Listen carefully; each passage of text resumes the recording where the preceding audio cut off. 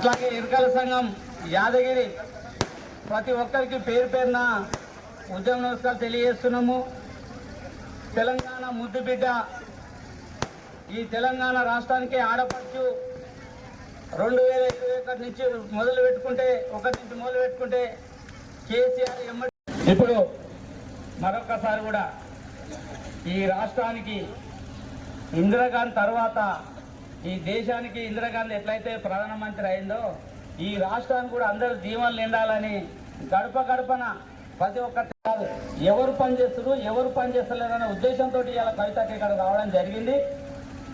ఎవరైతే కోల్పోయారో, ఎవరైతే కష్టపడి ఉన్నారో వాళ్ళ కష్టాన్ని గుర్తించి వాళ్ళ శ్రమను ఖచ్చితంగా గుర్తించుకొని పేరున ఇక్కడ అయిపోయినాక కూడా దీని మీద మళ్ళీ రివ్యూ ఉంటుంది. కాబట్టి ఎవ్వరు కూడా అధైర్యపడొద్దని సందర్భంగా గుర్తు చేస్తున్నా. మీరు అందరూ కూడా కవితకు అండగా ఉంటుందని సందర్భంగా గుర్తు చేస్తున్నా. జైభీం భాయ్ అన్నట్టుగా ఇప్పుడు అట్లాగే 950 అక్క మాట్లాడతారు దాని గురించి. ఇప్పుడు అక్కగారు జై తెలంగాణ, జై భీమ్. అందరికీ నమస్కారం. మోటకొండూరు గ్రామస్తులందరికీ పేరున హృదయపూర్వకంగా ధన్యవాదాలు, నమస్కారాలు. ఎందుకంటే ఊరు బయట ఎక్కడనో మంచిగా స్వాగతం పలికి ఊరంతా కూడా చూపించుకుంటూ ర్యాలీగా తీసుకొని వచ్చి ఇంత మంచి సమావేశాన్ని ఏర్పాటు చేసినందుకు గ్రామస్తులందరికీ హృదయపూర్వకంగా ధన్యవాదాలు తెలియజేస్తున్నాను. మరి ఇక్కడ స్థానిక జాగృతి నాయకులందరికీ, అదేవిధంగా తాజా మాజీ సర్పంచ్ గారికి, అట్లానే మన ఉద్యమాల తమ్ముడు శ్రీను గారికి, అట్లానే మా ఇద్దరి గణేష్ గారికి, మా బాలకి, చాలా మంది జాగృతి నాయకులు ఉన్నారు. అందరికీ హృదయపూర్వకంగా నమస్కారాలు. అదేవిధంగా అంబేద్కర్ గారికి దండ వేయడానికి అనేక కుల సంఘాల నాయకులందరూ కూడా వచ్చినారు. వాళ్ళందరికీ పేరున ధన్యవాదాలు. మా సీనియర్ ఆగం చేసిండు, అటు ఇటు నూకిండు, దండ వేయకుండా చేసిండు. లాస్ట్కి అయితే వేద్దాం అందరం కలిసి.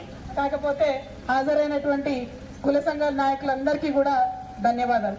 మరి వాళ్ళ మోటకొండూరు వచ్చినామంటే ఉట్టిగానే రాలే.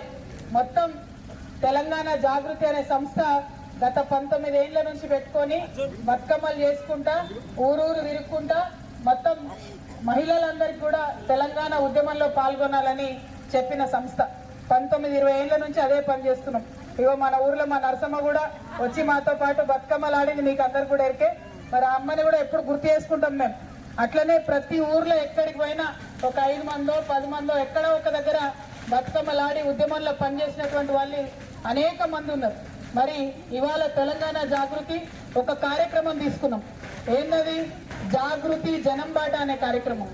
జనం బాట అంటే ప్రతి జిల్లాకు పోయి ఒక 2 రోజులు అక్కడ ఉండి ప్రజల సమస్యలు ఏందో తెలుసుకొని వాటిని ఆఫీసర్లకు చెప్పి, అధికారులకు చెప్పి, ప్రభుత్వానికి చెప్పి ఎంతో కొంత పరిష్కారం చేసే ప్రయత్నం చేస్తున్నాం. ఎందుకంటే నిన్న మొన్నటిదాకా సర్పంచ్ ఎన్నికలైనా మీరు చూసినారు. ఎన్నికలప్పుడు అందరూ వస్తారు నాయకులు, ఇంటింటికి గల్లీకి పొద్దుగాల మధ్యాహ్నం సాయంత్రం 3 పూటలు వస్తారు. వచ్చిరా అందరూ? వచ్చిరు కదా. సర్పంచ్ ఎన్నికలు అయిపోయినాక ఎక్కడ వాళ్ళు అక్కడ గాయమైపోయారా? మళ్ళీ రారు వచ్చే ఎన్నికల దాకా, అంతే కదా. అందుకే ఒక ఆడబిడ్డగా మరి ఇటువంటి పరిస్థితి తెలంగాణలో ఉంది కాబట్టి ఓట్లు లేనప్పుడే మీ దగ్గరికి మీతో మాట్లాడడానికి వచ్చినానే. మొన్నటిదాకా ఊర్లలో ఓట్లు ఉన్నాయంటే జాగృతి జనం బాట కార్యక్రమం హైదరాబాద్లో చేసినాం. ఎందుకంటే సమస్యలు తెలుసుకోవాలని. ఇవాళ ఇక్కడ ఊర్లలో ఓట్లు అయిపోయినాయి కాబట్టి ఇక్కడికి రావడం జరిగింది మీ దగ్గరికి. మరి ఇట్లా ఒక్కొక్క జిల్లాకు వెళ్తున్న కొద్దీ ఒకటే మాట నాకు అర్థమవుతున్నది. తెలంగాణ రాకముందు మన బతుకులు ఎట్లా ఉండేనో, తెలంగాణ వచ్చి 12 ఏళ్ళైనా చాలా మంది జీవితాలు ఇంకా అట్లనే ఉన్నాయి. మీ ఊరే తీసుకోండి, మోటకొండూరే తీసుకోండి.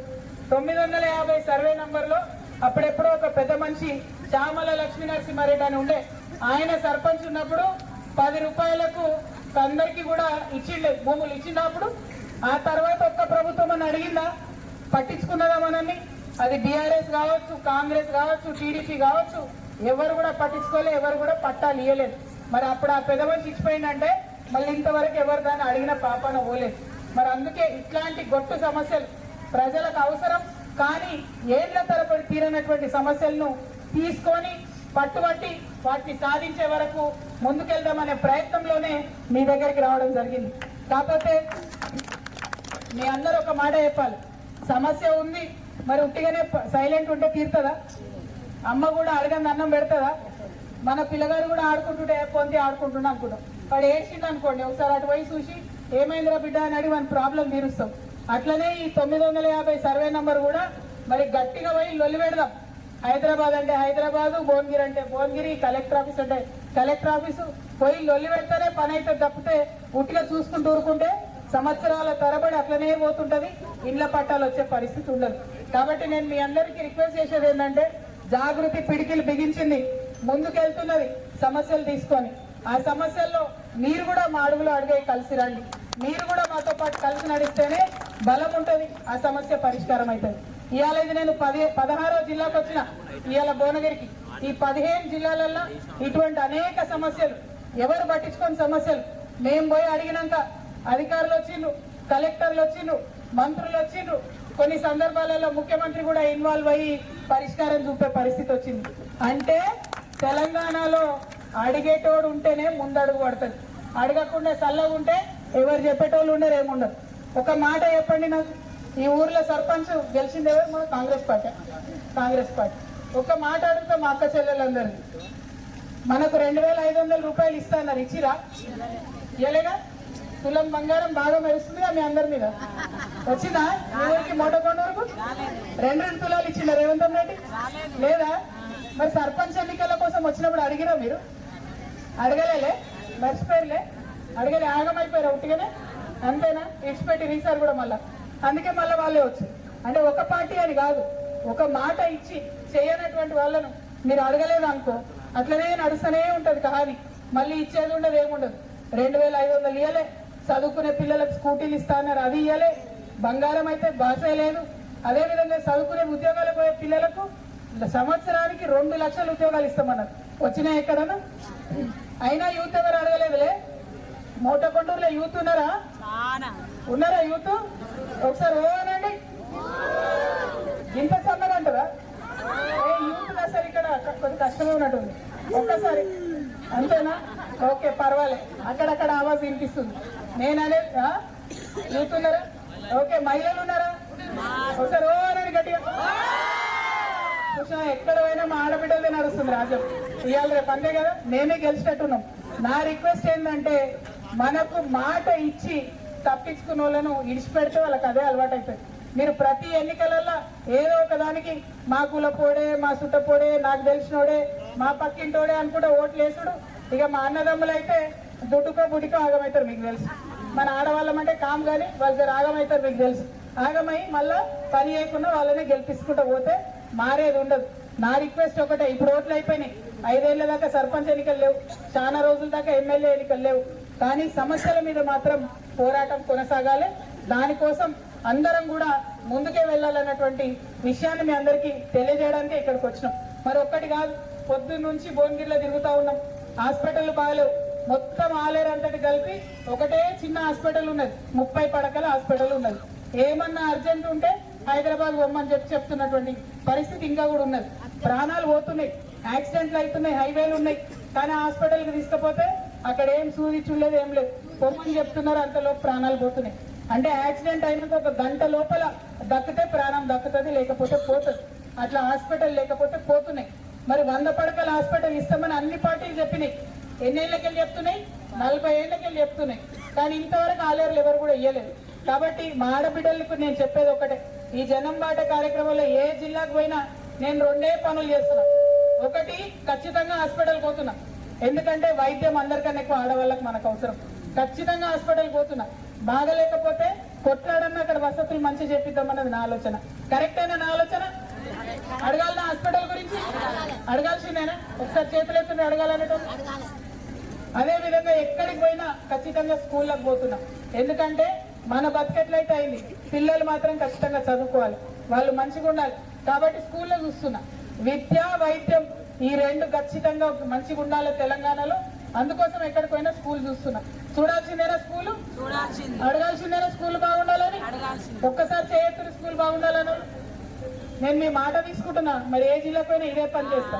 ఏమన్నా అంటే చెప్తా, మా మోటకొండూరులో అందరు చెప్పాను, అందుకే స్కూల్ గురించి అడుగుతున్నా, హాస్పిటల్ గురించి అడుగుతున్నా అని చెప్తా. పక్కా కదా? అడగాల్సిందే కదా. మరి ఈ 2 గట్టిగా అడుగుదాం. దీంతో పాటు మనకి రావాల్సిన అనేక సంక్షేమం. ఇప్పుడు పెన్షన్ వస్తుంది, 2000 పెన్షన్ వస్తుంది, పెంచుతాం 4000. ఇగో నేను కుర్చెక్కగానే డిసెంబర్ 9 నాడు పెంచుతాను రేవంత్ రెడ్డి గారు. 2 ఏళ్ళు అయింది అటే పోయింది. మళ్ళీ ఇంతవరకు అదేం లేదు. పెన్షన్ల గురించి కొట్లాడాలనే అవుతా. అందుకే ఎక్కడికి పోయినా అడుగుతున్నా నేను, 2000 పెన్షన్ 4000 ఎప్పుడు చేస్తారు? 2500 ఇస్తా అన్నారు, ఎందుకు ఇస్తలేరు ఇంకా అని ఎక్కడికి పోయినా అడుగుతున్నాం. మనం అడగకపోతే రాదక్క, నేను చెప్తున్నా, ఖచ్చితంగా అడగాల్సిందే దాని గురించి. మరి ఇట్లనే ఒకటి ఒకటి ఒకటి అన్ని పనులు చేసుకుంటూ పోతున్నాం. మిమ్మల్ని నేను కోరేది ఒకటే, ఇవాళ నేను మీ బిడ్డగా మీ ముంగట నిలబడ్డా. నాకు సంతకం పెట్టే అధికారం లేదు, నేనే పదవిలో లేను, నేను బీఆర్ఎస్ పార్టీలో కూడా లేను. కేసీఆర్ సార్ నన్ను పార్టీలోకి వెళ్ళి తీసేసిండు.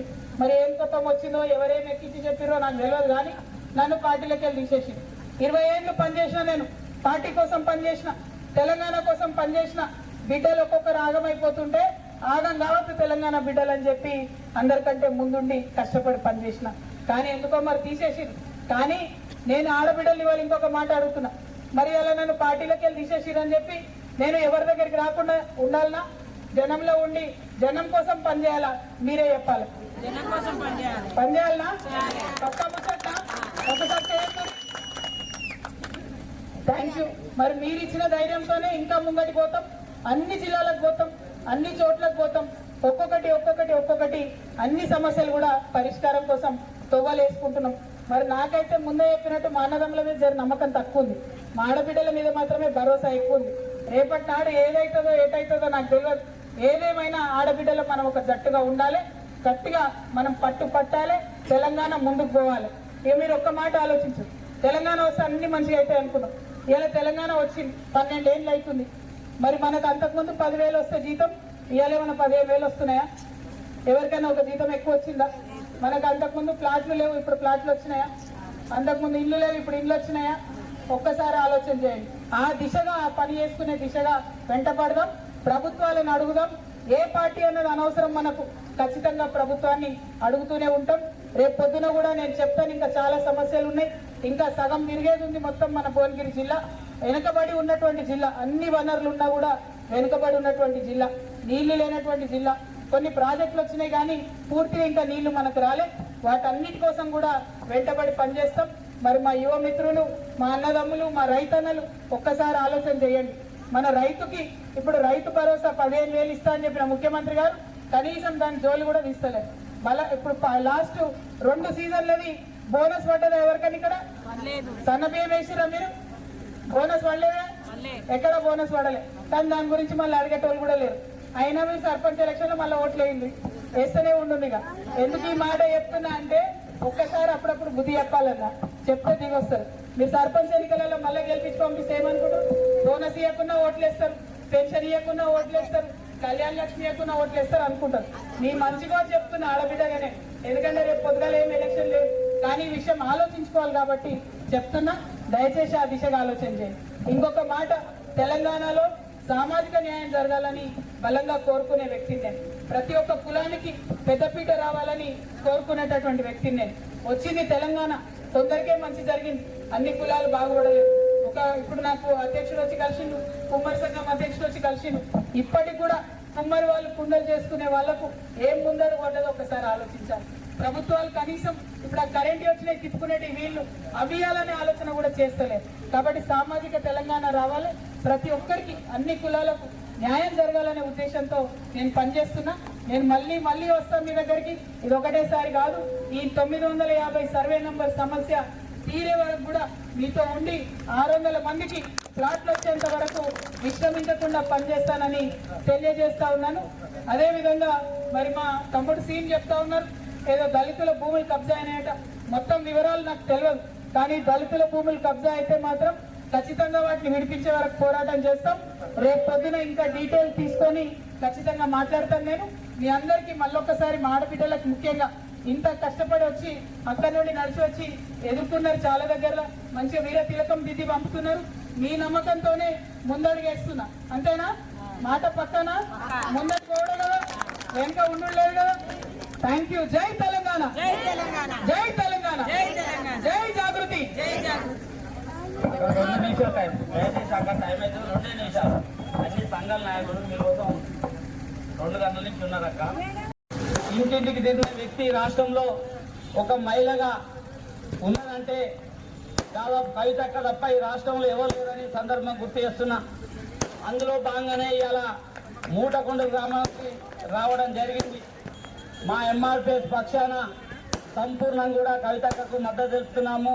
అట్లాగే ఇక్కడికి వచ్చిన అన్ని సంఘాల నాయకులకు, ఎవరైనా పేర్లు మిస్ అయినా అన్ని సంఘాలకు, కమ్మది కుమ్మది సాకలి ఒడ్డరి అన్ని సంఘాలకు కూడా పేరు పేరున ఉద్యోగ నష్టాలు తెలియజేస్తున్నాం.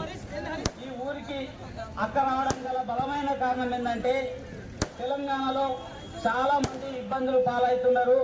అట్లాంటి కష్టాలను దగ్గరుండి చూసి ఎందుకు వీళ్ళు ఇంత కష్టపడుతున్నారు, ప్రభుత్వము ఎంతవరకు చేసింది, ఇంకా ఎంతమందిని మర్చిపోయింది అని గడప గడప తిరగాలనే ఉద్దేశంతో ఇలా ఊరు తిరుగుతుంది.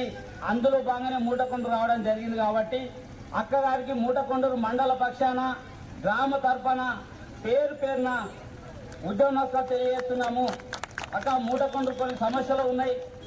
ఏదైతే యాదగిరిగుట్ట అనగానే కేసీఆర్ గుర్తొస్తాడు. తిరుపతి వెంకటేశ్వరం తర్వాత ఈ తెలంగాణలో ఏదైనా దేవస్థానం ఉందంటే అది యాదగిరిగుట్టే. అట్లాంటి గుట్టకు అక్క మీరు వినాలి, దాదాపు మాసాయిపేట, చిన్న కందుకూరు, పెద్ద కందుకూరు, అట్లాగే కొన్ని ఊరు పరిసర ప్రాంతాల్లో దాదాపు దళితుల భూములు 6 నుంచి 700 ఎకరాలు ఉంది. స్పెక్ట్రా పేరుతోటి ఆ దళితుల భూములు గుంజుకోవడం జరిగింది. ఆ భూములు ఖచ్చితంగా దళితులకు ఇచ్చేంత వరకు కూడా అక్క ముందు వరుసలో ఉండాలి.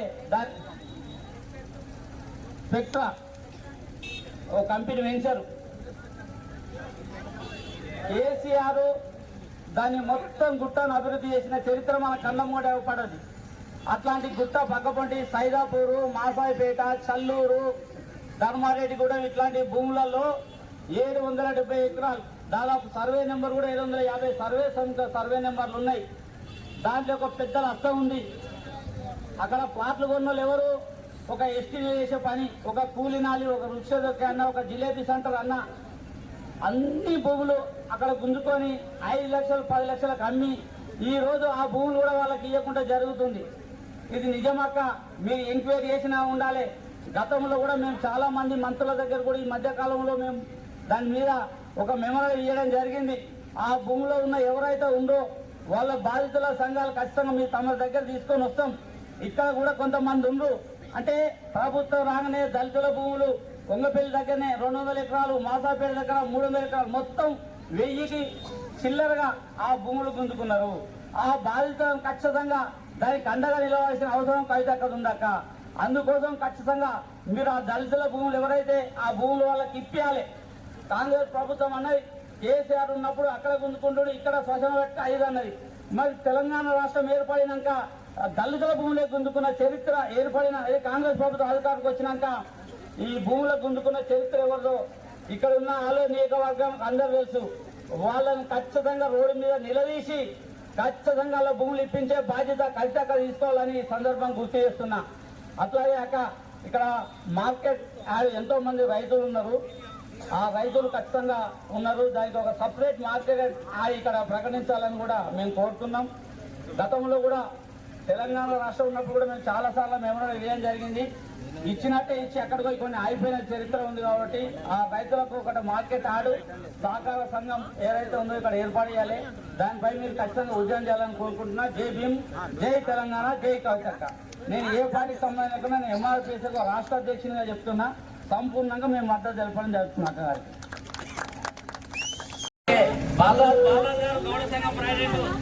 అట్లాగే మంగళ సంఘం జంపాల భాస్కర్, సంఘం సిద్ధులు, ఉమ్మడి సంఘం దిల్కల్పల్లి వెంకటేశు, సంఘం శంకరు,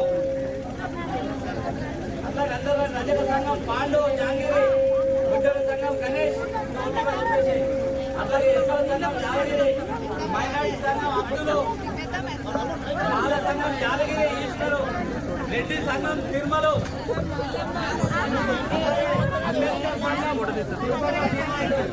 దయచేసి మీరందరూ అందరూ సన్మానించాలి.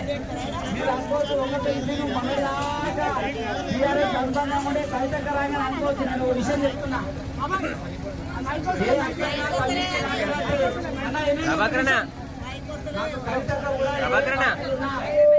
సొంత తమ్మిలే ఆదరించి నాకు రేఖ కట్టిన అక్క వినాలని మీరు చేస్తారు.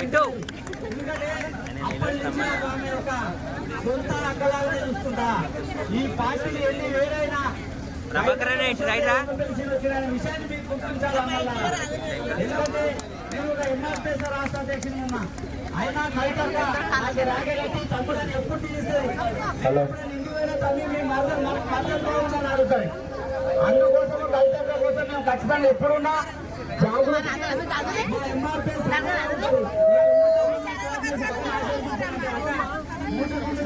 నమ్మకానికి మార్చారు. మాట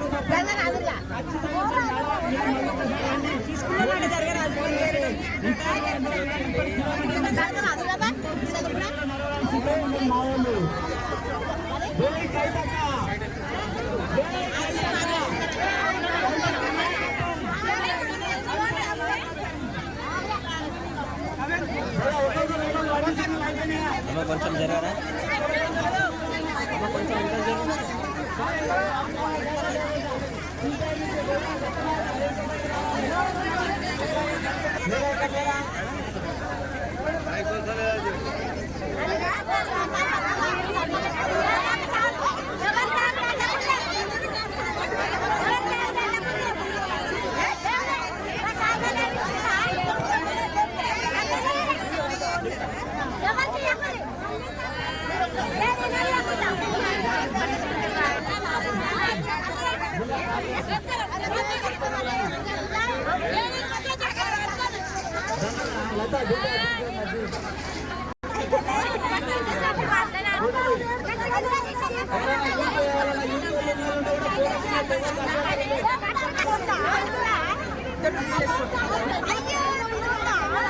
ఇవాళ జాగృతి జనంబాట కార్యక్రమంలో భాగంగా భువనగిరి జిల్లాకు వచ్చాము. అందులో ఆలేరు నియోజకవర్గం హెడ్ క్వార్టర్ లో ఉన్నాం. ఇప్పుడు ఆలేరు అనేటటువంటిది ఒక పక్క జనగామ అట్లానే హైదరాబాద్ కి మధ్యలో ఉంటది. హైవేలు ఉన్నాయి. చాలా విపరీతమైనటువంటి యాక్సిడెంట్స్ అయ్యేటటువంటి సందర్భం ఉంటది. మరి ఇటువంటి చోట 100 బెడెడ్ హాస్పిటల్ ఉండాలని ప్రజలందరూ కూడా ఎన్నో సంవత్సరాల నుంచి కోరుతా ఉన్నారు. దాదాపు 40 సంవత్సరాల నుంచి కూడా ఇది ఒకటే సిహెచ్సి 15 బెడెడ్, తర్వాత 30 బెడెడ్ అయింది. అట్లానే ఉంది తప్పితే 100 బెడెడ్ అయ్యే పరిస్థితి కనపడడం లేదు. అయితే ఇక్కడ చుట్టుపక్కల ఉండేటటువంటి పేద ప్రజానికానికి అందరికి కూడా వైద్యం అందుబాటులో ఉండాలంటే 100 బెడెడ్ హాస్పిటల్ ఉంటే బాగుంటుందని చెప్పి మేము డిమాండ్ చేస్తా ఉన్నాం. మరి గవర్నమెంట్ ఆలోచన చేయాలి. ఇక్కడ 100 బెడెడ్ హాస్పిటల్ శాంక్షన్ చేయాలని కోరుతున్నాను. నేను బిల్డింగ్ అంతా కూడా తిరిగి చూసినాను. పాతగా ఉన్నది, చాలా ఓల్డ్ బిల్డింగ్. దీనికి మరమ్మతులకు డబ్బులు వచ్చాయని చెప్తున్నారు కానీ మరమ్మతులు మొదలైనట్టయితే కనపడడం లేదు. కాబట్టి మరమ్మతులకు కూడా ప్రభుత్వం దృష్టి పెట్టాలి. ఇక ఏ హాస్పిటల్కి పోయినా ఉన్నటువంటి కామన్ ఇష్యూ శానిటేషన్ స్టాఫ్, వాళ్ళకి సంబంధించినటువంటి జీతాలు నెలల తరబడి పెండింగ్ ఉండడం అనేది జరుగుతూ ఉంది. అట్లా కాకుండా శానిటేషన్ స్టాఫ్ ని ఎన్ని బెడ్స్ ఉంటే అన్ని బెడ్స్ కి తగ్గట్టుగా పెట్టడం, శాంక్షన్ చేయడము, వీటి మీద కూడా ఒక సిస్టమ్ ఉండాలి.